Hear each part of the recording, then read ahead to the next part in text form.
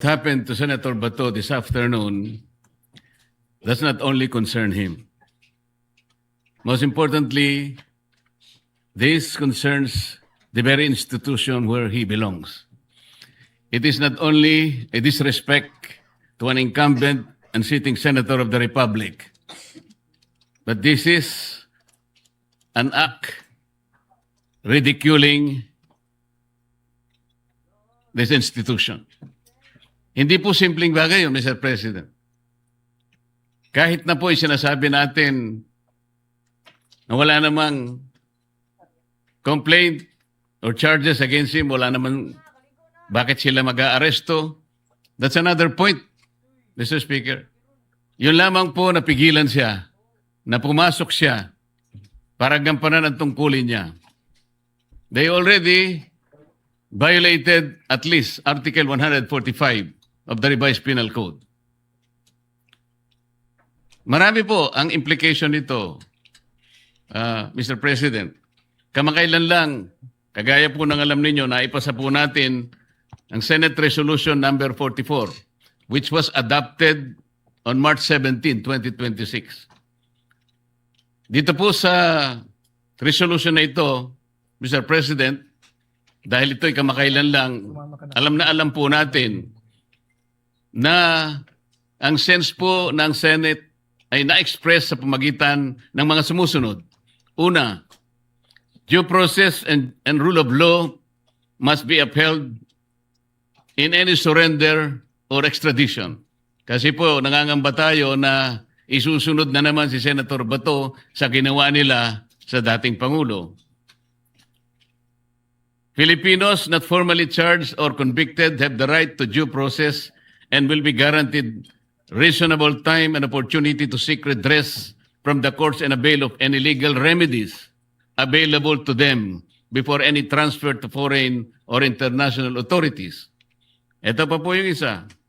Sa sense ng Resolution number 44, while not legally binding, the resolution reflects the Senate's position against extrajudicial rendition and may be invoked to resist any attempt to arrest or surrender a sitting senator without due process. Ito po'y in-adapt natin, Mr. President. And there is a relevant precedent. Halimbawa po, yung binanggit kanina, former Senator Trillanes, noong 2018, Mr. President, former Senator Antonio Trillanes avoided arrest by submitting to Senate custody after his amnesty was voided. Ang sabi pa nga po noon ni dating, the former President of the Senate, our friend Vicente Soto III, maintained that no senator would be arrested within Senate premises to preserve the institution's dignity. Salita po ito ng ating colleague, Mr. President. The Trillanes precedent shows that the Senate can refuse to allow any arrest within Senate premises, even for a non-bailable offense, Mr. President. Senate Resolution number 44 strengthened this position. While not legally binding, it expresses the Senate's official stand on this matter. Filipinos must be protected from extrajudicial rendition.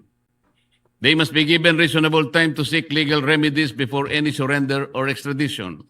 Due process must be strictly observed. This gives the Senate, Mr. President, a policy basis to resist any attempt to arrest or surrender Senator Bato to international authorities without due process. Even if offense is non-bailable, Senator Bato is still or should still be protected as long as he remains inside the Senate. Because, number one, Senate can assert custody over him as it did with Trillanes. Number two, Senate can refuse any entry to arresting officers. And number three, Resolution number 44 provides political and procedural justification to delay or prevent arrest or surrender to international authorities. Mr. President, the arrest cannot be executed inside the Senate, and the senator can seek judicial remedies while under Senate custody. Thank you, Mr. President. Your manifestation is well taken and noted. I will restate that any government entity or any body, even judicial and quasi-judicial legislative bodies, their existence, of course, is always a priority. And when you have a collegial body like the House or the Senate, its members are given not only rights and responsibilities, but also privileges. That's why there is also immunity against suit, because if you look at history, when the kings and queens in Europe allowed parliament to meet, they would kidnap or stop or arrest members of parliament from going to parliament if they think that parliament will be acting contrary to their wishes or interests. And that's primarily the reason why, although we opted for the presidential form of government, it is that the immunities is still found in our constitution. Having said that, there are also a list of criminal offenses, including preventing a legislative body from meeting. There are also a list of criminal offenses, for example, an assault on a person of authority. But it is really unprecedented for a senator to experience this within our premises. Having said that, I think it is prudent, as Senator Soto said, let us complete the investigation, get all the facts. But I do that in that manner, we'll be able to act accordingly. But it is not also prudent to just dismiss them and for them to leave. No, that's why I'm asking also the Secretariat and the Committee on Rules to start thinking about drafting a letter, if not a subpoena, to the NBI director, so that it will be on the record who sent these agents and what was their primary objectives, or under what authority were they acting and what was their mission. No? We will suspend and let's confer with each other, and then we will give the Sergeant of Arms a few minutes. I've also asked my head of Legis, Attorney Sara, to accompany them to find out what really was their objectives. Senator Marcoleta, do you wish that your speech your manifestation be referred to a certain committee? Yes, Mr. President. But aside from that, I'd like to say that newspaper accounts has it that the CIDG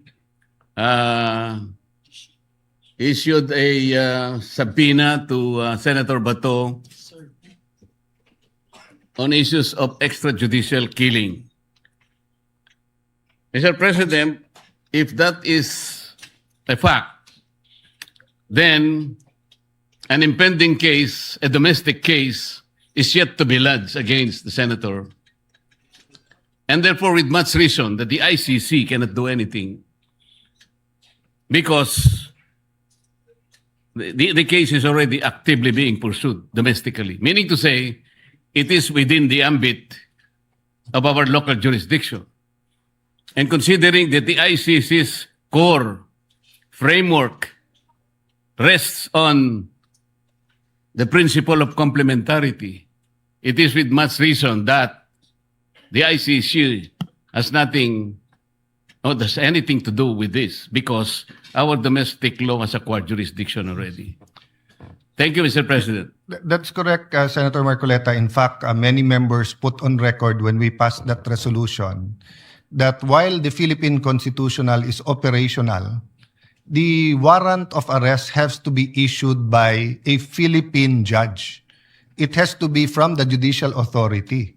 So if they can show a foreign warrant, it still should be presented before a Philippine judge, and the Philippine judge has to still use the same parameters or requirements by the Philippine Constitution as to personal knowledge, as to the quality of the evidence or the quantum of evidence needed in order to justify a warrant of arrest. No?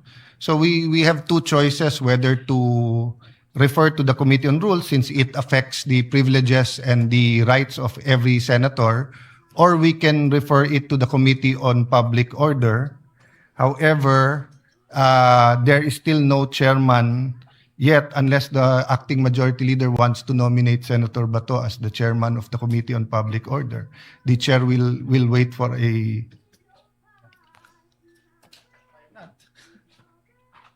I don't see anyone objecting, Mr. President. So, with that, Mr. President, this representation would like to nominate the first chairperson of the new Senate Committee on Public Order, and that would be Senator Ronald Bato de la Rosa. So move, Mr. President. Is there no objection? He is so elected. And maybe, just for the record, no senator was allowed to be arrested ever inside the Senate premises. Enrile, Estrada, Revilla, I think